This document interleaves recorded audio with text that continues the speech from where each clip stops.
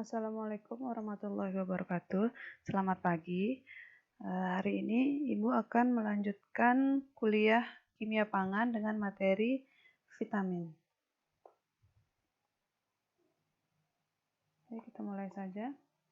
Vitamin. Vitamin adalah suatu kelompok senyawa organik yang terdapat dalam jumlah kecil dalam bahan makanan, tapi sangat penting peranannya bagi beberapa fungsi tertentu tubuh untuk menjaga kelangsungan kehidupan serta pertumbuhan.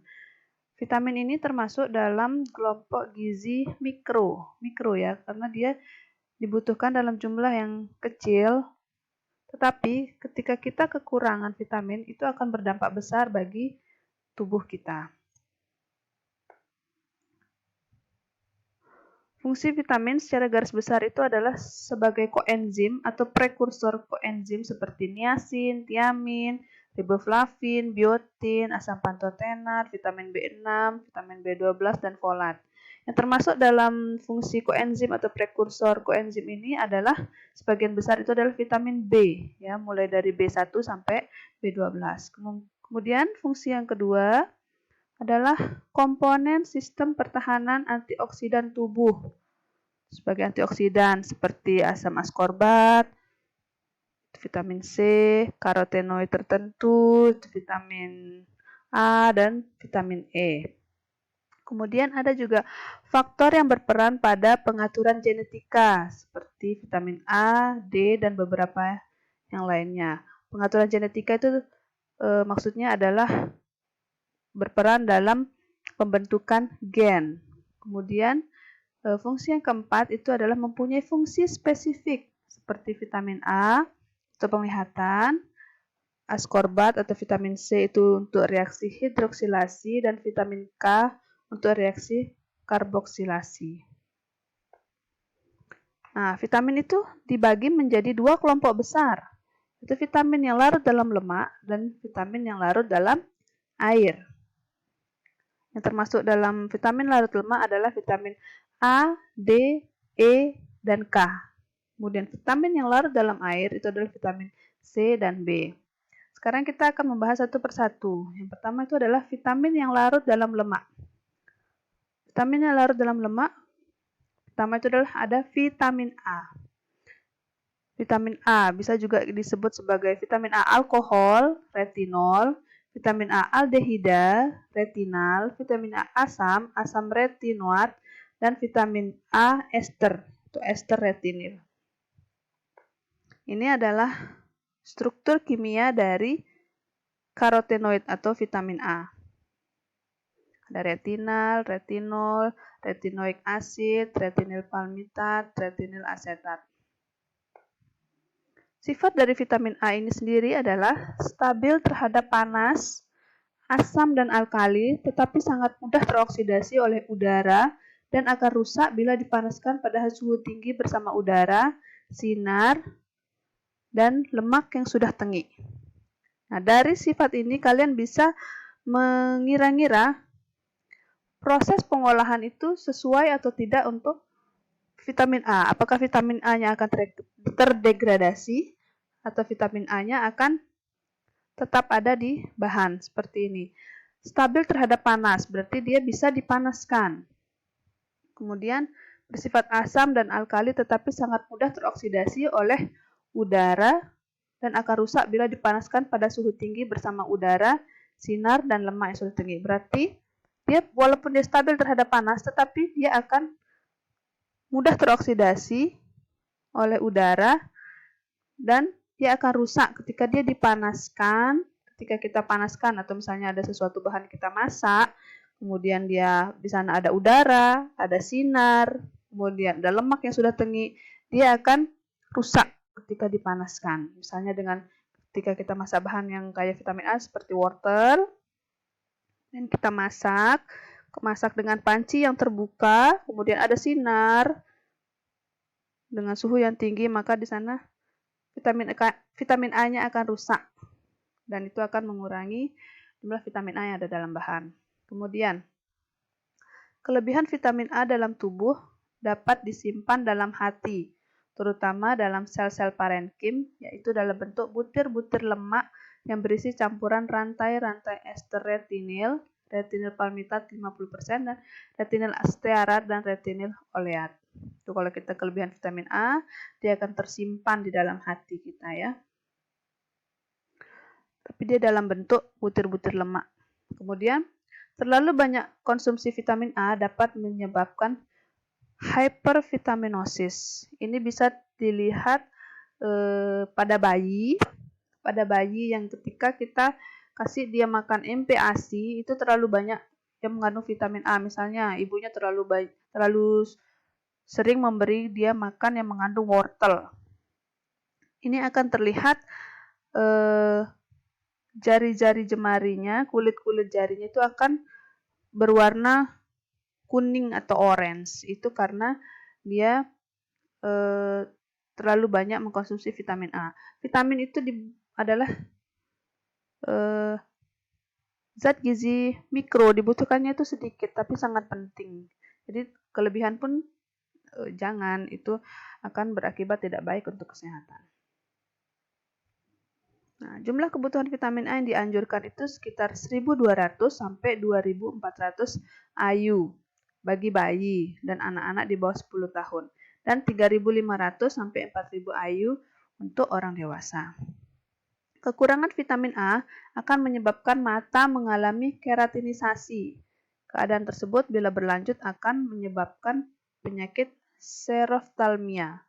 Itu artinya matanya akan kering dan mengalami keratinisasi. Itu yang akan menyebabkan nanti mata akan rusak dan menyebabkan kebutaan. Seperti kita tahu kan, yang kita tahu selama ini kurang vitamin A itu akan menyebabkan mata buta. Nah, inilah penjelasan ilmiahnya, karena kekurangan vitamin A itu menyebabkan keratinisasi, mata itu akan menjadi kering, kemudian lama-lama akan menyebabkan penyakit xerophthalmia.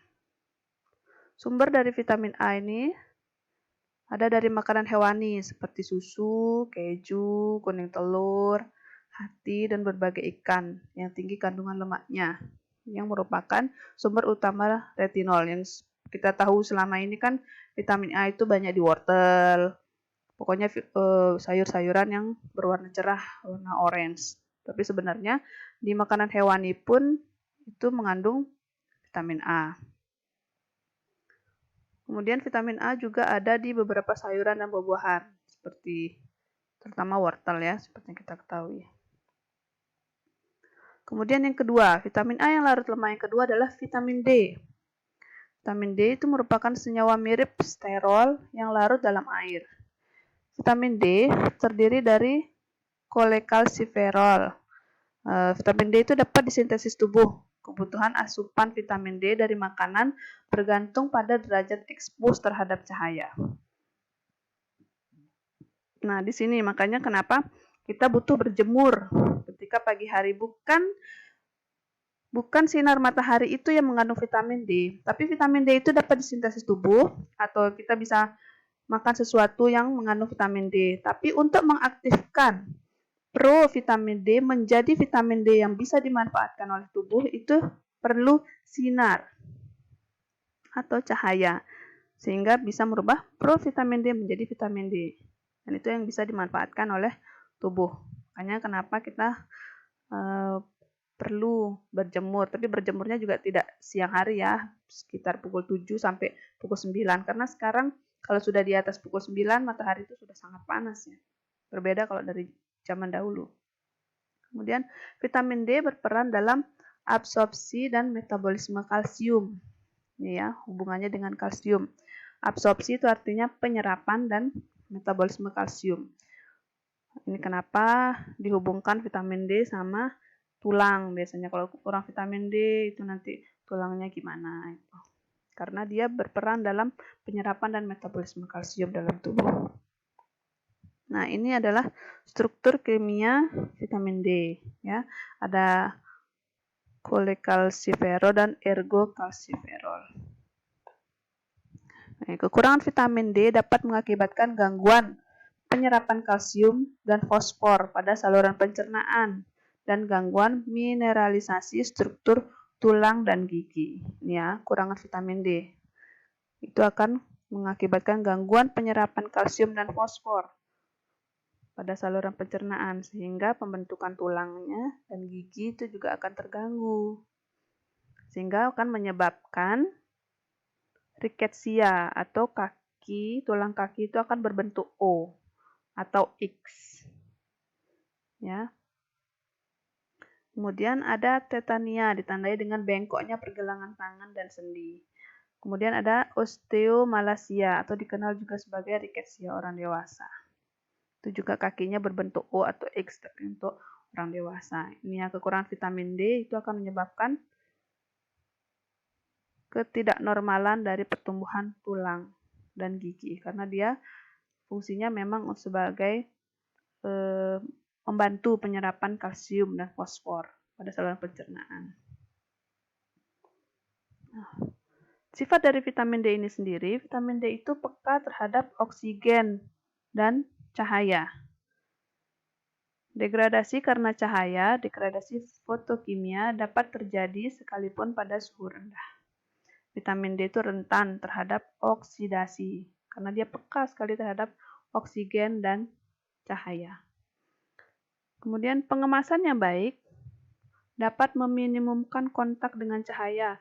Penting dilakukan untuk mencegah kerusakan vitamin D. Jadi untuk produk-produk yang tinggi vitamin D, kita pilih pengemasannya itu yang minimum kontak dengan cahaya. Berarti jangan yang bening untuk mencegah dia kontak dengan cahaya. Kemudian dia harus tertutup rapat sehingga dia tidak bisa kontak dengan oksigen yang dapat menyebabkan oksidasi. Kalian bisa bayangkan berarti kemasan seperti apa yang cocok, yang tidak tembus cahaya, kemudian yang rapat.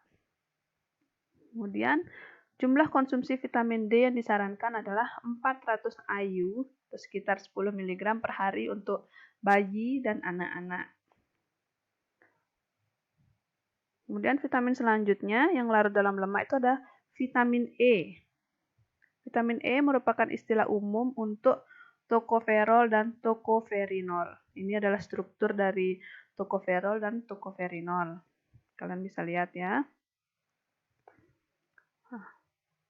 Sifat dari vitamin E itu adalah tahan terhadap suhu tinggi dan asam, tapi dia mudah teroksidasi, terutama bila ada lemak yang tengik, timah, dan garam besi, serta mudah rusak oleh sinar ultraviolet. Ya, dia tahan terhadap suhu tinggi dan asam, berarti dia bisa dipanaskan. Ketika kita memasak suatu bahan yang kaya vitamin E itu berarti dia bisa dipanaskan dan tahan juga terhadap asam, tapi dia mudah teroksidasi. Bila ada lemak, jadi dia tidak bisa dimasak dengan sesuatu yang mengandung lemak, timah, garam besi. Kemudian juga mudah rusak oleh sinar ultraviolet, jadi dia tidak bisa terpapar cahaya sinar ultraviolet. Dan peranan vitamin E, terutama karena sifatnya sebagai antioksidan. Berarti peranannya itu sama dengan peranan antioksidan. Dengan menerima oksigen, vitamin E dapat membantu mencegah oksidasi terhadap vitamin A dalam saluran pencernaan. Jadi dia bekerja sama dengan oksigen itu untuk mencegah oksidasi vitamin A.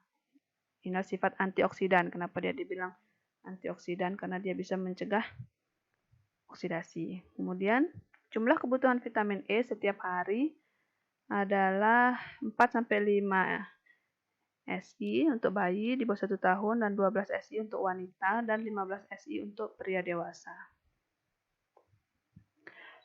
Kekurangan vitamin E dapat mengakibatkan kegagalan menghasilkan anak. Kenapa? Karena makrositik anemia, yaitu jangka hidup butir darah lebih pendek. Kemudian bisa menyebabkan juga penyakit liver necrosis dan distrofi otot-otot. Itu kenapa makanya orang sering bilang kurang vitamin E itu bisa menyebabkan mandul. Ya, karena dia mengakibatkan kegagalan pembentukan embrio. Vitamin E mempunyai stabilitas yang baik pada kondisi tanpa adanya oksigen dan lipid yang teroksidasi.